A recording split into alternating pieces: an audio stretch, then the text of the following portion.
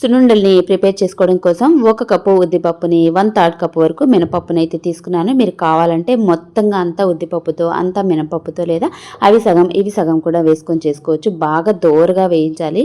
దోరగా వేగినట్లయితే లడ్డూలు అనేవి చాలా చాలా టేస్టీగా వస్తాయి. 1 స్పూన్ బియ్యంని కూడా వేసేసుకున్నట్లయితే అవి పంటికి అంటుకోకుండా చాలా టేస్టీగా ఉంటాయి సున్నుండలు. ఇక్కడ నెయ్యిని కూడా నేను కరిగించేసుకుంటున్నాను. వీటిని అన్నింటినీ కూడా చల్లారిన తర్వాత ఇలా కాస్త బరకగా అయితే మిక్సీ పట్టేసుకున్నాను. మనం పప్పు ఎంత తీసుకున్నామో అదే ఈక్వల్ క్వాంటిటీలో బెల్లంని కూడా తీసుకొని ఒకసారి మిక్సీ పట్టేసుకొని ఇలా అయితే వేసుకోవాలి. వేడి వేడిగా ఉన్న నెయ్యిని అయితే తీసుకోవాలి. ఇక్కడ 1/2 కప్పు కంటే కొంచెం అంటే ఒక 2 స్పూన్లు ఎక్స్ట్రాగా నాకు నెయ్యి అయితే అవసరం పడింది.